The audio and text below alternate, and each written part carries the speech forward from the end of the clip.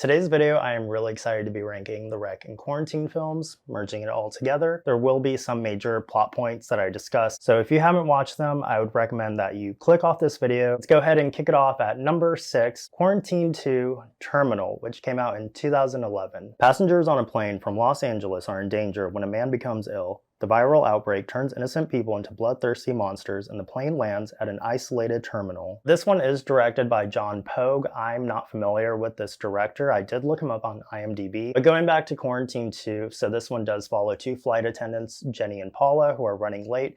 I do like that they include Band of Horses because they had gone to a concert. They're running late for their shift, and then you get introduced to all the passengers. I think there's at the minimum 15 people in total. One of the actresses in the film, Brie Blair, who plays Paula, the way the passenger just bites down on the flight attendant, her face in general, I was like, ugh, that just looked painful. And it's running parallel to the events of Quarantine with one particular character in mind who's really invested. But my overall thoughts on the movie is that it is passable, it's watchable, and for the most part it's enjoyable, but, and there's always a but, is the acting and dialogue. It is a bit grating for me. Some of the line delivery. Logistically speaking, the reasoning behind the viral outbreak taking place on a plane does make sense with these infected rats. But once the people do become infected, while it is cool and I do like the effects for what they were able to accomplish within their budget, some of the sound effects, I might include a clip because it sounds like a cat in heat. Then at the end, the character that does end up surviving, there's this really just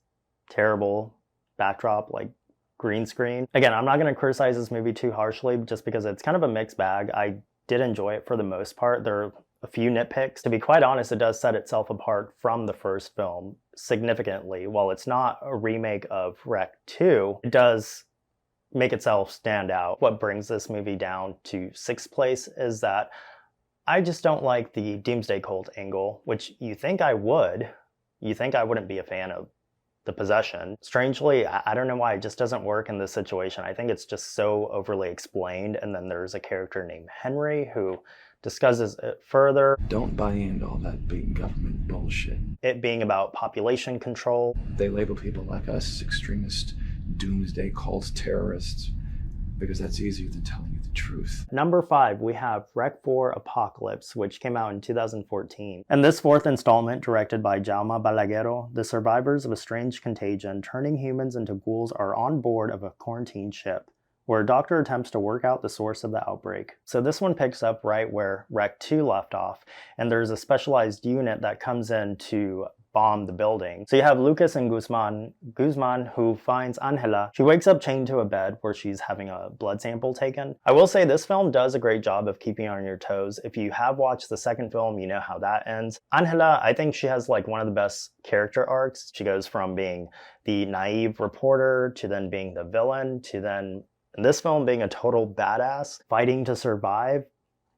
So it's not revealed until later on whether she is possessed or not. But of course it's a horror film, so there is going to be a body count, and there is an infected monkey that does escape and turns everyone into infected zombie-like creatures. Another aspect of this movie that I wanted to mention was that unlike the previous two films, this one doesn't really rely so much on the possession as far as like saying some type of sermon to temporarily disable them. So that was, I think that threw me off a bit. In this movie's defense, there is no priest aboard the ship. It's just military personnel and scientists. What's really funny though with what I was saying about the film not having that claustrophobic quality like its predecessors is that the cinematography by Pablo Rosso, I'll get into him in a little bit, with a lot of the shots and sequences that they were trying to achieve, is that it became really difficult because of close quarters and narrow passages. As far as visual effects with the gore, I think it did excel with that. The Rec films in general, they always do a great job with that. Overall, Rec 4 was a really good time. The main thing that I really cared about though was that Angela Vidal, everything that she's been through, she better freaking survive. I was like on the edge of my seat. I'm like, if she's gone through all of this and they just give her the Laurie Strode Halloween Resurrection treatment, which wouldn't make sense because she dies at the beginning of that film, but you know what I mean. If they just completely get rid of the heroine of the movie. But no, like actually watching the movie the way it ended, which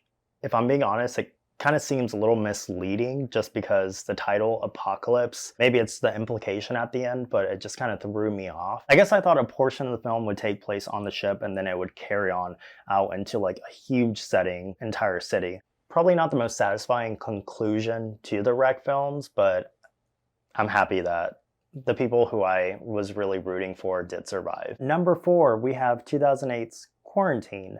So this one is directed by John Eric Dowdle. I, in fact, love 3 of his other films that he's directed. Some of my all-time favorites. This one follows a television reporter and her cameraman as they are trapped inside a building quarantined by the CDC after the outbreak of a mysterious virus which turns humans into bloodthirsty killers. So full disclosure, Quarantine was my introduction into these films, so I did watch the remake before the original. Still remember from high school when it came out. Most of my friends didn't really like it, but I actually really enjoyed Quarantine. Now this one is a copy and paste situation. I think there are like a few scenes that are a bit different, but for the most part it's pretty much the same film. The most notable change is the reveal at the end. So with Wreck it was possession, Tristana Medeiros. In this one it's a doomsday cult. I think it works in this film a little bit more than Quarantine 2 because it's a lot more vague. Despite the fact that I do enjoy the casting of the film because you have Jennifer Carpenter, you have Jay Hernandez, you have a young Joey King, you have Stacey Chbosky, I think that's how you say her name, from the Poughkeepsie tapes. You have Dennis O'Hare from American Horror Story.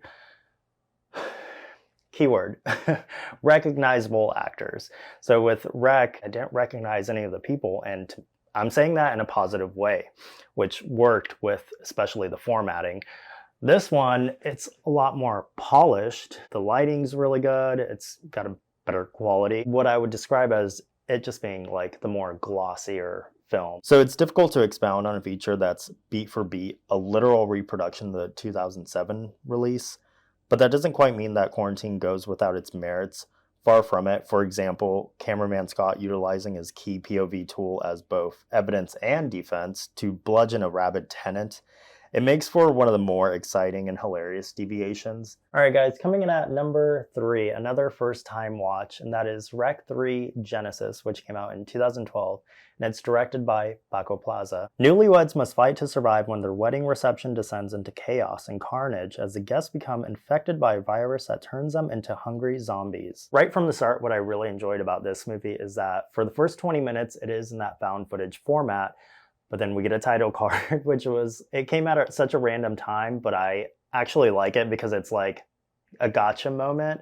And then it goes into the traditional filming approach, which didn't bother me at all. I actually really enjoyed pretty much all the characters in this film. I like the setting of it, that it is taking place, I think, around the same time as the first 2. All the wedding goers are having a good time congratulating the newlyweds before all hell breaks loose, before they're quarantined at this estate. Something that I did find really interesting was that it took me a minute before, because I was laughing and not realizing that, is this supposed to be a horror comedy? Because it does have comedic tones that really felt like a bit jarring because it threw me off because I was like, what's happening? And the introduction of one particular character, which I think deserves justice. I do not like that they killed off this character. It was John Sponge.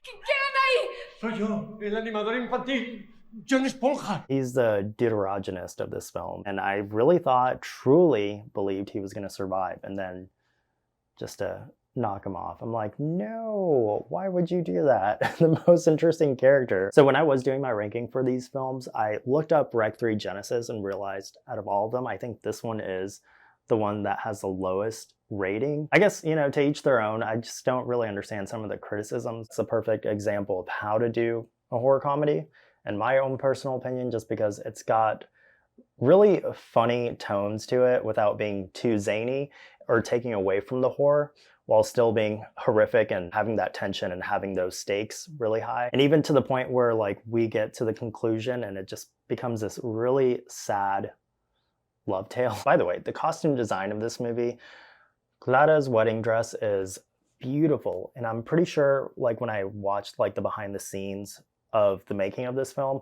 it was like she had several different wedding dresses for every time she's covered in blood, cuts it open, and she has like a chainsaw hacking away at all these infected people. Number 2, we're almost done. we have, I think I'm about to piss some people off. We have 2007's Wreck. This one is directed by Jaume Balaguero and Paco Plaza. Late night TV host Angela Vidal and her cameraman are following the fire service on a call to an apartment building, but the police seal off the building after an old woman is infected by a virus which gives her inhuman strength. Wreck is perhaps one of the most effective found footage horror films I've ever seen. Let me just say it was one of the most anxiety-inducing experiences, and that could be attributed to the fact that I had an energy drink and I was folding laundry. So usually when I'm in that kind of mode, I usually will watch like Mr. Ballin, his videos, Missing 411 and all those type of videos that he covers, which is usually freaky. In this instance, I'm like, well, if I'm gonna do a video ranking the Wreck and Quarantine films, why don't you just rewatch it one more time? The fact that most of the people in the film are unrecognizable, with the fact that the utter urgency of it all, every time they're going up and down the apartment building, the sound effects when somebody is like infected and screaming, shouting, or like giving this guttural sound, it just freaked me out. We can't discuss this without talking about Javier Botet, who's of course played some really interesting characters. One that I talked about last year was it last year or did I do it in January?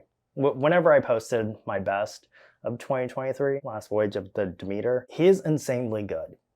Too good, because that ending of Wreck, what brings those final moments of Wreck up to 11, learning that the actors were actually in the dark, there's a night vision and they're in the penthouse. I'm just thinking, like, could you imagine being in that movie, being in that situation? You have Javier Botet in makeup who looks just scary. Every time that I watch Wreck, it just gets better and better. There's like no room for error. Literally, it's just such a tight script. The way everything is choreographed. All right, we've made it to my number one, which is 2009's Wreck 2. A doctor and a SWAT team enter a quarantine building where a virus has turned the residents into a pack of ravenous monsters. So this one is by far my favorite, and I think it has to do with the rewatch factor. Every time that I watch it, again, like an aliens type of situation, this one is a lot more action-packed, which I think is what draws me in. To expand on what the synopsis states, is that we do follow Dr. Owen, secretly is brought in. So he's supposed to be part of the Ministry of Health, but he's really a priest. He's brought in to find the blood sample of Tristana Medeiros. And accompanying him, we have a 4-man squad, so a Geoforces team, which consists of Chief Fernandez, Martos, Lara, and Rosso. And just to state this, Pablo Rosso, who is the cinematographer, plays Pablo in the first film and Rosso in the second film. Wreck 2 is honestly just comparable to the first film. I think it has that same intensity, if not more. It's pretty gory and violent, and you get two different perspectives. So we do follow the people that I just mentioned, then it changes or shifts perspective. In the second half, you do follow a trio of shithead teenagers. One thing that I did not mention when I was talking about Wreck is that, yes, like there is that revelation that Max, the little girl's dog, does go to the vet. Basically the cause of all this, partially the cause of all this. And then in Wreck 3, there is a family member who had been bitten at the vet, so little connection there. Going back to Angela, which we don't see her for a good while in this film. When we do see her, she's holding the camera. But the main reason why I really enjoy Wreck 2, like I said, because it's so action-packed and so chaotic throughout, but also the different camera perspectives. The 4 men, they have video cameras attached to their helmets. And then there's a scene that's just really well done when they do find Tristana's blood sample. A combination of practical and CGI.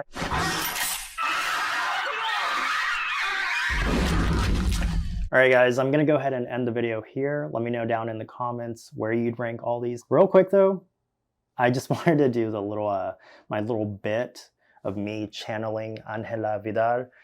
All right, let's see. Muy buenas noches. Bienvenidos a otro episodio de Todo es Espantoso. There you go. That's all I was gonna do. All right, have a good night, guys.